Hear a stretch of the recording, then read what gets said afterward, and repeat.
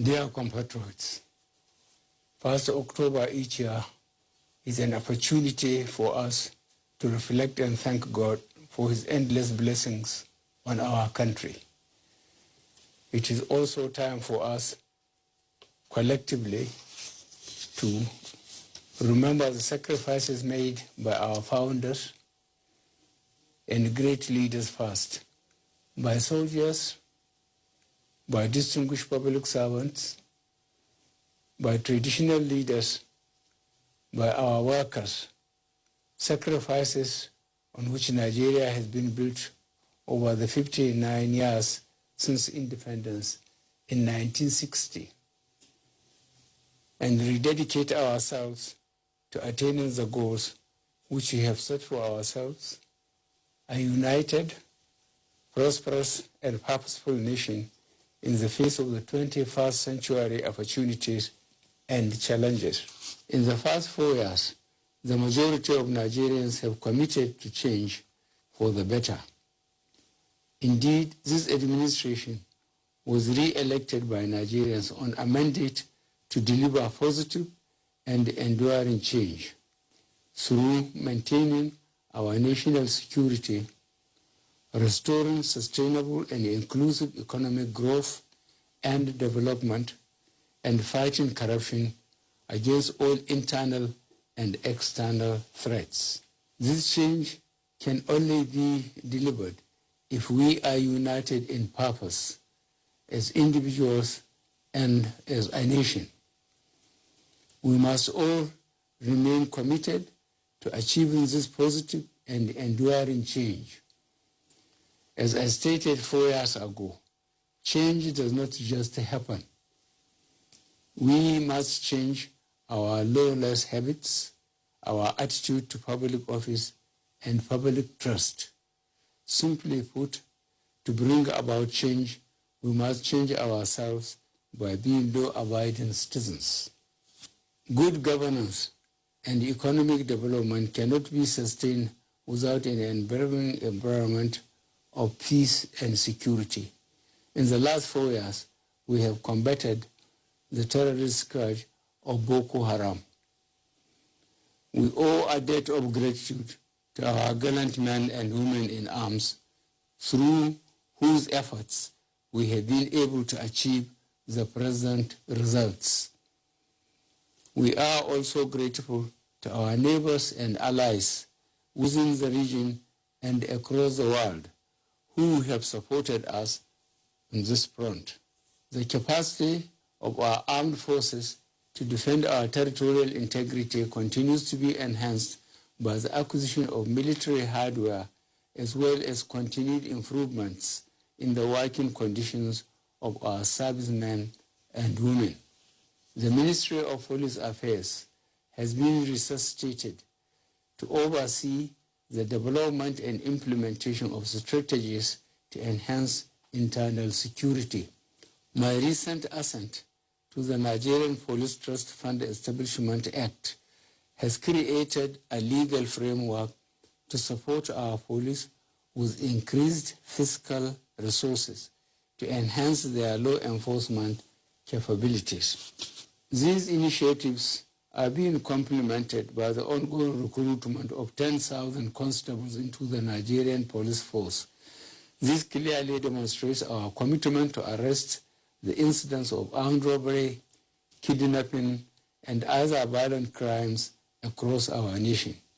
We remain equally resolute in our efforts to combat militant attacks on our oil and gas facilities in the Niger Delta and accelerate the Ogoni cleanup to address long-standing environmental challenges in that region. The recent redeployment of the Niger Delta Development Commission from the Office of the Secretary to the Government of the Federation to the Ministry of Niger Delta Affairs underscores our commitment to enhance the living standards of our communities in the Niger Delta through coordinated and appropriate programs. Our attention is increasingly being focused on cyber crimes and the abuse of technology through hate speech and other divisive material being propagated on social media. Whilst we uphold the constitutional rights of our people to freedom of expression and association, where the purported exercise of these rights infringes on the rights of other citizens or threatens to undermine our national security, we will take firm and decisive action. In this regard, I reiterate my call for all to exercise restraint, tolerance, and mutual respect in airing their grievances and frustrations. Whilst the ongoing national discourse on various political and religious issues is healthy and welcome, we must not forget the lessons of our past, lessons that are most relevant on a day such as this.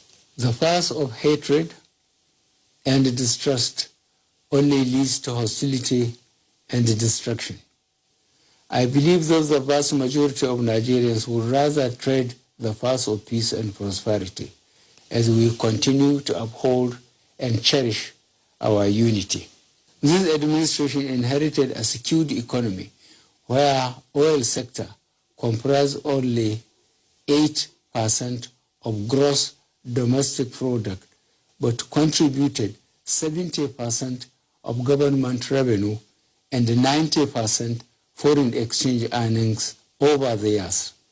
Past periods of relatively high economic growth were driven by our reliance on oil sector revenues to finance our demand for imported goods and services. Regrettably, previous governments abandoned the residual investment-driven non-oil sector, which constituted 40% of gross domestic product and comprised agriculture, livestock, agro-processing, arts, entertainment, mining, manufacturing activities that provide millions of jobs for able-bodied Nigerians and utilize locally available raw materials and labor for production.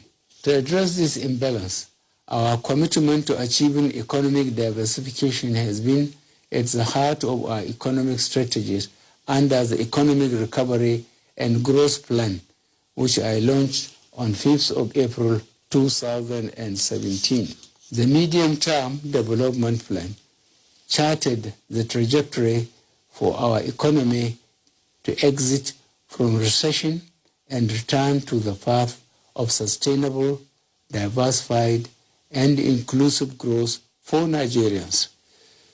Pursuant to these reforms, the economy has recovered and we have had 9 successive quarters of growth since our exit from recession. The exchange rate in the last 3 years has remained stable, with robust reserves of $42.5 billion United States dollars, up from $23 billion United States dollars in October 2016.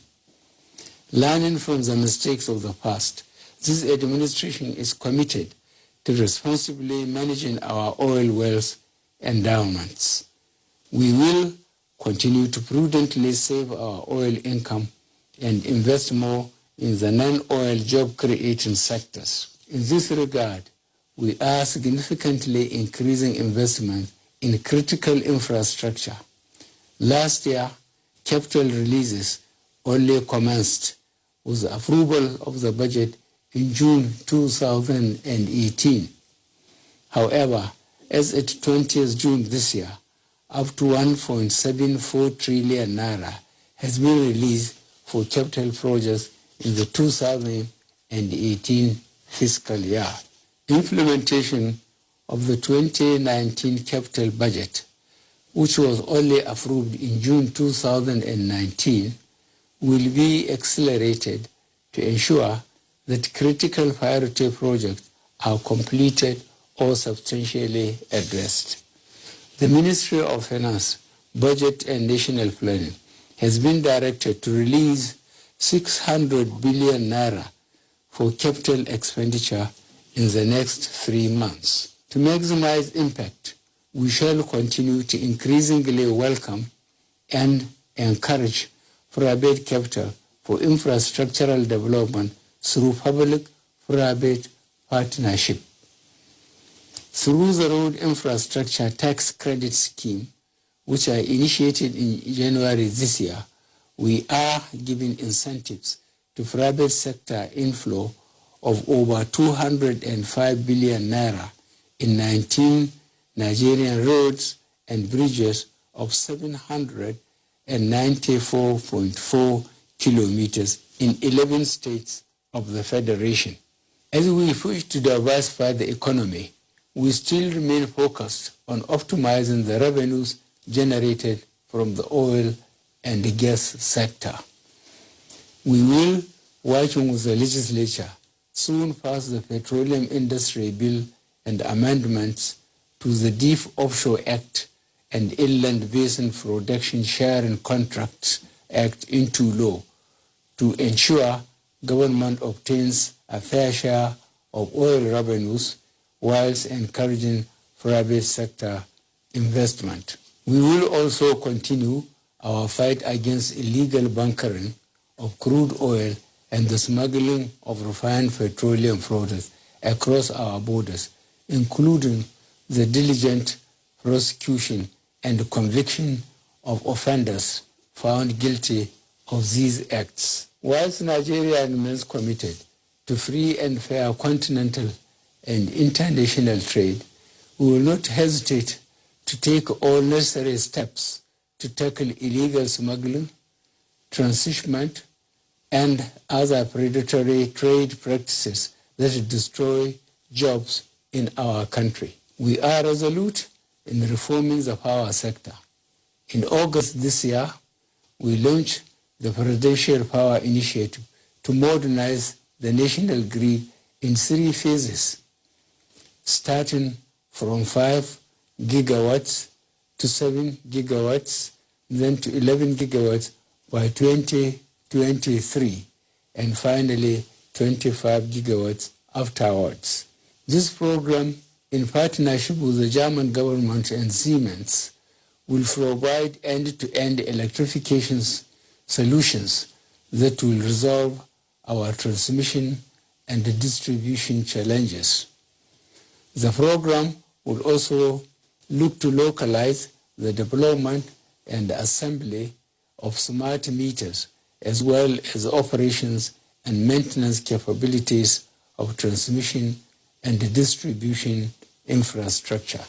I am pleased with the improved interagency collaboration between the Ministry of Power and the regulators in the banking and power sectors to ensure that electricity sales, billings, and collections are automated and become cashless.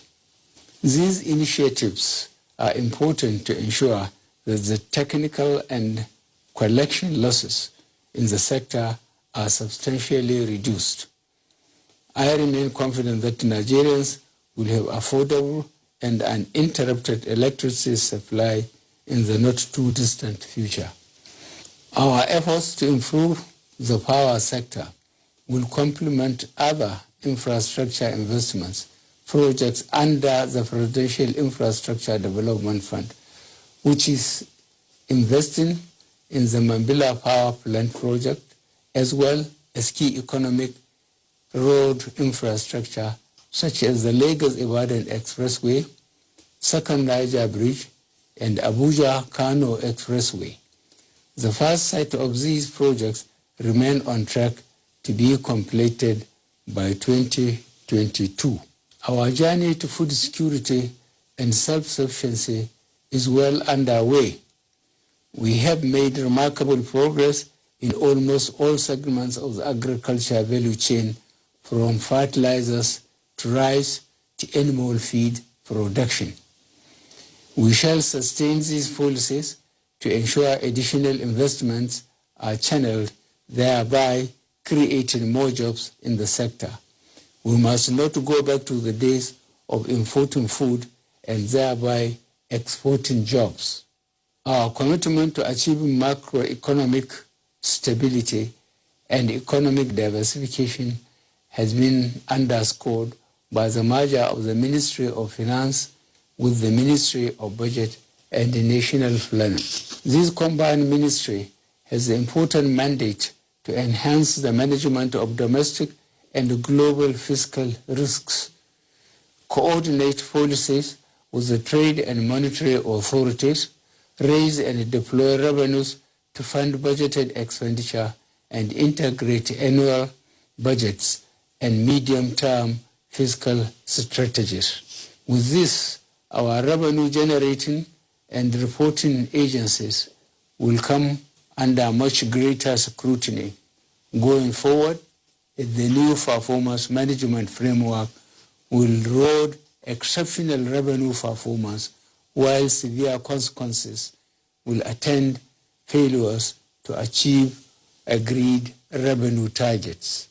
I recently constituted an economic advisory council to advise me on inclusive and sustainable macroeconomic, fiscal, and monetary policies. This independent body will work with relevant cabinet members and the heads of key monetary, fiscal, and trade agencies to ensure we remain on track as we strive for collective prosperity. However, we are also committed to ensure that the inconvenience associated with any painful policy adjustments is moderated, such that the poor and the vulnerable who are most at risk do not bear the brunt. Our ongoing 500 billion naira sufficient intervention program continues to target these vulnerable groups through the homegrown school feeding program, government economic empowerment program, Empower Job Creation Program, loans for traders and artisans, conditional cash transfers to the families, and social housing scheme. To institutionalize these impactful programs, we created the Ministry for Humanitarian Affairs, Disaster Management, and Social Development, which shall consolidate and build on our achievements to date. To the beneficiaries of these programs, I want to reassure you that our commitment to social inclusion will only increase. Our population growth rate remains among the highest in the world, presenting both challenges as well as opportunities. It is our collective responsibility to ensure that we provide adequate resources to meet the basic needs of our teeming youth. Accordingly, we shall continue to invest in education, health, water and sanitation, as well as food security, to ensure that their basic needs are met, while providing them with every opportunity to live peaceful, prosperous, and productive lives. On fighting corruption, our institutional reforms to enforce the Treasury single account policy, introduce the whistleblowers initiative, expand the coverage of the integrated payroll personnel and information system, as well as the government integrated management information system, have saved billions of naira over the last 4 years and deterred the rampant theft and mismanagement of the public funds that have plagued our public service. The Ministry of Justice, the Independent Corrupt Practices Commission, and the Economic and Financial Crimes Commission will continue to address this menace. We are determined to ensure that transparency and good governance are institutionalized in public service. We must commit to installing a culture of good governance in all we do. This administration has fought against corruption by investigating and prosecuting those accused of embezzlement and the misuse of public resources. We have empowered teams of prosecutors, assembled detailed databases, of evidence, traced the proceeds of crimes, and accelerated recovery of stolen funds. Furthermore, we partnered with our friends abroad to combat tax evasion, smuggling, terrorism, and illicit financial flows. In June 2018, I assented to the Mutual Assistance in Criminal Matters Act to provide a domestic legal framework for obtaining international assistance in criminal matters.